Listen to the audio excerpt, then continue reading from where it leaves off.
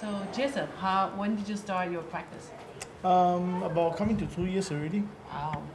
How did you get started? How I get started is through the introduction of my ex-colleague, Agnes, who actually tells me that it is kind of good to continue exercising because of my medical condition. Yeah. Actually, it helps me to relax, as well as help me to make my muscles less tense and help me to balance as well. Because if I remember correctly, I remember when you first came in, and at the time you didn't really know what happened with your body, right? Yeah. So at that time he was just really struggling, going to the doctor, test after test and after test. They come out with different symptoms for him, and eventually found out you actually had Parkinson's disease. Yeah. So I have to say he's really brave and he really worked hard in class. Like sometimes our yoga students, when especially particular posture, people are not putting their arms under the body. Every time when I teach, when I saw him in class, I have to say I was very inspired. I saw his hands shaking so hardly, and he's really, really trying to squeeze your arms under the body. As some students just like, oh, it hurts, they don't even try. So what do you feel after, I know you struggle more than any other one else because with your physical condition, but you still continue to practice. And what do you think the practice has given you all this? Oh, I think it definitely helps me to improve my blood circulation as well as my movement.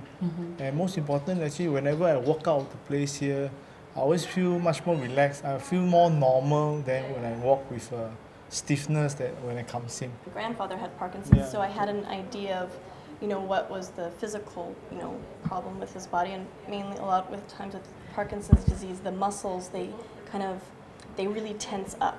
They get very, very stiff. And so it's really important for a person with Parkinson's disease to really continue to have motion, stretch in those areas. Otherwise, they will just completely stiffen up and they won't have any mobility whatsoever. So, when I saw him and, because, he has the difficulty mostly on one side. Left. That's my left. The left side of his body. So, that's the more difficult side. But he always tries, no matter what.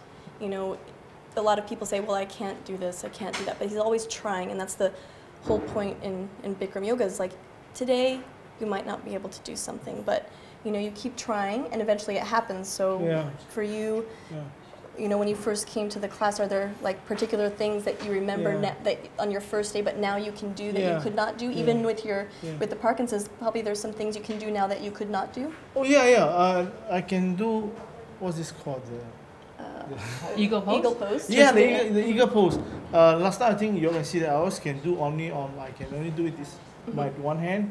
I can't do it the other. I think through the several instructor who teach me now, I can hold in two hands instead of only one hand. Good. Yeah, and I think even with his standing bull pose, I've seen a huge improvement from the day one, because we've seen him from day one, he's into the second year now. And really, he's always the inspiration when I'm teaching the class. When I see people really giving up, I'll just tell them, you should really see Jason in class. And, like for us, people think about looking at us, they get inspired by the teachers. And as we teach on the podium every single day, we got a lot of inspiration from the student like Jason himself. And it's just, just really thank you for you, coming to our studio and then practice with us, and just keep us inspiring all the time.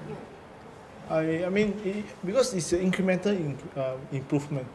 One day you can't do this, then the next day after you keep on trying, you can do it like not eagle pose and do two hands still, one hand, which is a really, I feel, a great achievement by itself. Yeah. Cool. So what would you say? What would you say to those people who always say, "Oh, I can't do it. I just can't do it." If there's a will, there's a way. I mean, you must really try hard as well as put the effort into trying. Yeah. And I'm still got a lot to learn actually. Yeah. Well, Bikram, one of the things he says is, as long as you try the right way and you don't give up, that's your ultimate destination in this yoga. Because there are people that have something physical or are born a certain way, but you keep trying, and even if it's a little bit of a change, that's still something.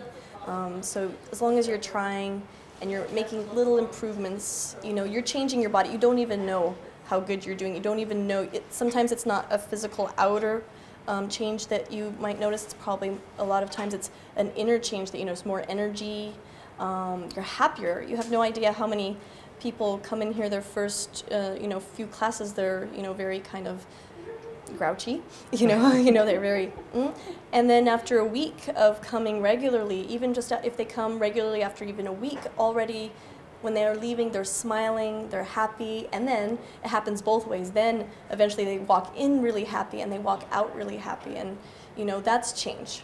That's change. That's the whole 100% improvement of your body. You have a healthy body, then you have a happy, healthy life. Thank you, Jason. It's true what Diane said. I mean, I'm more inspired by students and their improvements than I am by the world champions turning themselves inside out, because I know it's more difficult for a person beginning and making changes to their body. It's scary. You think you're maybe not doing so well, but you're making more improvements than you ever really even had an idea of. So yeah, when I see Jason, that's how I know it's working. That's why I know the yoga works. Yeah.